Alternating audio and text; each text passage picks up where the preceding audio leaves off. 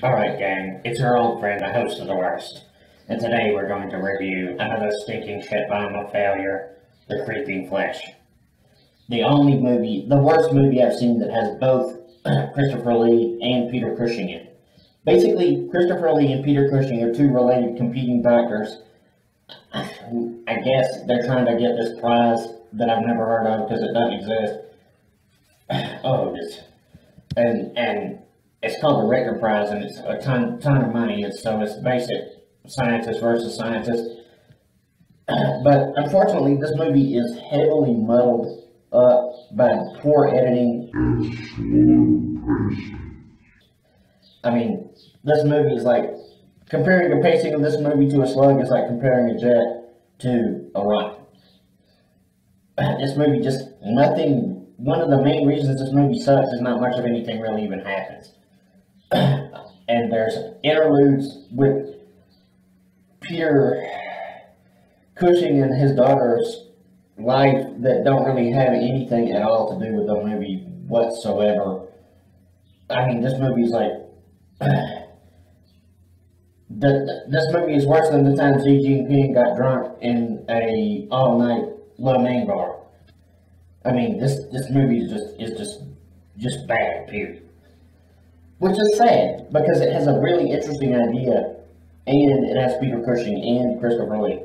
Unfortunately, the director was lobotomized, the producer was lobotomized, the cameraman was lobotomized, and the writer was lobotomized. It's just... overall design, definitely 4 flushes. Special and practical effects, 3 flushes. Acting, 3 flushes. Cinematography, 4 flushes. This movie is not a total royal flush, but it's really damn close to one. And essentially the plot is a weird skeleton that's meant to be from New Guinea, but looks like it's from, Ed Wood's basement. It's slowly coming back to life because for some reason water causes it to regenerate its flesh. So it's a spooky, scary, sinister skeleton that could have been a really great movie monster. I mean, it's a cool idea. A skeleton that brings itself back to life from exposure to water. I don't know. I can't think of any other movie that's done that. But no monkeying around, guys. No swinging through the trees on this one, honey. This one sucks. This one sucks. Just horribly bad. I mean, just kill yourself bad. Just throw your TV out the window bad. Slug pacing, like I said, that's the big problem is it moves too slow, and the other really major problem with it is the big monster doesn't really get to do anything. Because the big monster's not even alive for most of the movie. Most of the movie is about Peter Cushing and Christopher Lee rambling on about darn things that someone who read a lot of bad gothic romance from Walmart wrote. I mean, it's garbage. It's total garbage, which is why it's definitely on the top 10 worst movies ever, period. Man of Sands of Fate is not as bad as this movie is, but Man of Sands of Fate didn't have Christopher Lee or Peter Cushing, and that's one of the only things about this movie that makes this movie worth even bothering with, period. I mean, they're not horrible actors, their lines are poorly written, their scenes are poorly constructed.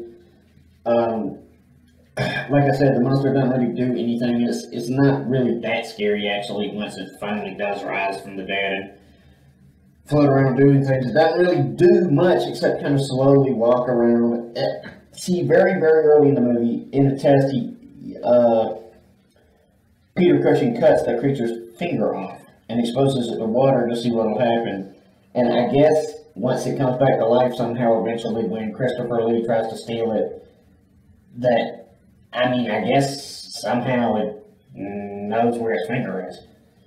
At the end of the movie is they try to leave it open for a sequel, but the world would be mercifully blessed if this movie just died in a house fire and was never seen again. And I mean, I like Christopher Lee and I like Peter Cushing. They're great actors, but this is one of their worst outings for sure. Wordiness, overly scenic things that have nothing at all to do with the movie, family interludes that have nothing at all to do with the movie. You know what? I'm just gonna stop it right there and just go ahead and tell you this movie is complete, utter, total garbage. Total garbage. Dude, you will want to amputate your own finger for using a cent to get this movie. This movie is not worth one penny. I mean, E.T. for the Atari was bad, but this movie is top banana bad.